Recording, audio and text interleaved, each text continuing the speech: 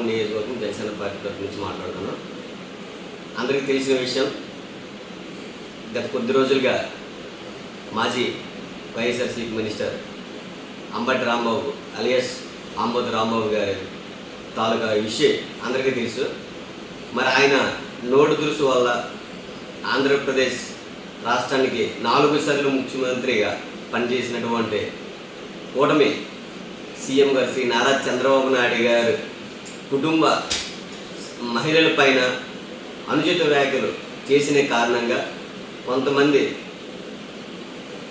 ఇది తప్పు అనే పద్ధతి రీతిలో ప్రశ్నించడం అనేది అంబటి రాంబాబు జరిగింది. మరి ఆ కార్యక్రమంలో అదే వైఎస్ఆర్సీపీ తాలూకు వ్యక్తుల్ని కలిపి పెట్టి ఆయన వాహనాన్ని, ఆయన ఇంటిని ఆయనే దాడి చేసుకున్న చరిత్ర కూడా ఈ మధ్యలో జరిగింది. మరి ఈ వ్యవహార శైలిలో వాళ్ళ కూతురు, పెద్ద కూతురు, అలాగే కొంతమంది వైఎస్ఆర్సీపీ మాజీ ఎమ్మెల్యేలు, మినిస్టర్లు,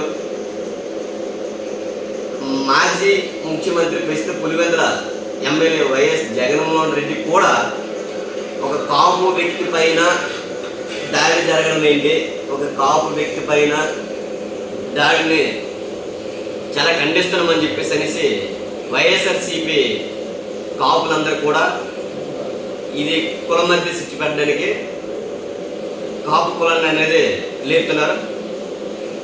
కనుక వైఎస్ఆర్సీపీ కాపుల్లో నాయకులందరికీ కూడా నేను సూటిగా ఒక ప్రశ్న వేయాలనుకుంటున్నా. ఆంధ్రప్రదేశ్ పుట్టిన తర్వాత, భారతదేశానికి స్వాతంత్రం వచ్చిన తర్వాత ఉమ్మడి ఆంధ్రప్రదేశ్లో అయినా ఒక్క కాపు వ్యక్తినైనా మీరు సీఎం చేయగలిగారా? ఆ రోజులో వంగవీటి రంగా గారు కానీ, ఆయన ఒక 30 సంవత్సరాలు చనిపోయి 30 సంవత్సరాల తర్వాత చిరంజీవి గారు పార్టీ పెడితే చిరంజీవి పార్టీని కానీ, లేదా ఇప్పుడున్నటువంటి 3 ప్రధాన పార్టీల్లో ఉన్న ఏ ప్రధాన పార్టీలోనూ ఒక కాపు వ్యక్తి, బలమైన వ్యక్తి ఉన్నాడో ఆ వ్యక్తికి కనీసం అండదండలుగానే ఉన్నారా?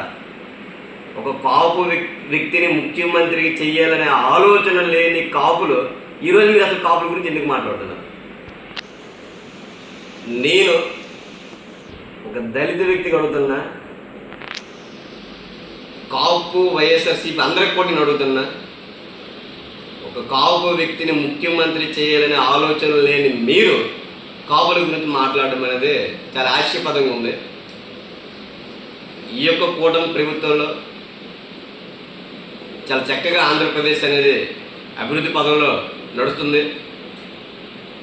గత 5 సంవత్సరాలు రాక్షస పరిపాలన నుంచి ఈరోజు ఎక్కడ చూసిన మారుమూల ఏజెన్సీ ప్రాంతంలో చూసినా సరే ఆంధ్రప్రదేశ్ డిప్యూటీ సీఎం శ్రీ కొణిదెల పవన్ కళ్యాణ్ గారు వారికి వేస్తున్న రహదారుల విషయంలో అయితేనేమి, వాళ్ళకి వేస్తున్న బల్బుల విషయంలో ఉన్నాయి, దేశానికి స్వాతంత్రం వచ్చే నుంచి ఆ గ్రామాలు తెలియని గ్రామాలను కూడా ఈరోజు పవన్ కళ్యాణ్ గారు వాళ్ళకు ఒక వెలుతురునిచ్చి వాళ్ళకు సరికొత్త ఒక జీవితాన్ని ఇచ్చినటువంటి మహా గొప్ప నేత ఈరోజు మాకు పవన్ కళ్యాణ్ గారు రూపంలో దొరకడం మా అదృష్టమని కూటమి ప్రభుత్వం చాలా గొప్పగా చెప్పుకుంటుంది.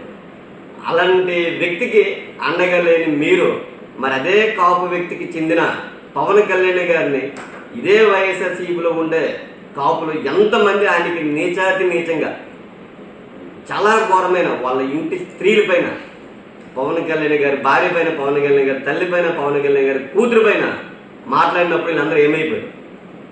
ఇదే చిరంజీవి గారు 2008 ఆగస్టు 26 పార్టీ పెట్టిన తర్వాత కొన్ని ప్రాంతాలకి ర్యాలీగా వెళ్ళేటప్పుడు కోడిగుడ్లతో కొట్టినప్పుడు అప్పుడేమైపోయారు వీళ్ళందరూ. సో దయచేసి కులానికి మధ్యన చిచ్చు పెట్టడం అనేది ఆపండి. ఆంధ్రప్రదేశ్ చాలా చక్కగా పరిపాలన అనేది సాగుతుంది. పవన్ కళ్యాణ్ గారు మాకు ఏ నాయకత్వాన్ని అప్పచెప్తే ఆ నాయకత్వానికి అండగా ఉంటూ ఆయన తీసుకున్న ప్రతి నిర్ణయానికి కూడా మేమందరం కూడా కట్టుబడి ఉంటామని ఈ సందర్భంగా తెలియజేసుకుంటున్నాం. జై జనసేన, జై హింద్.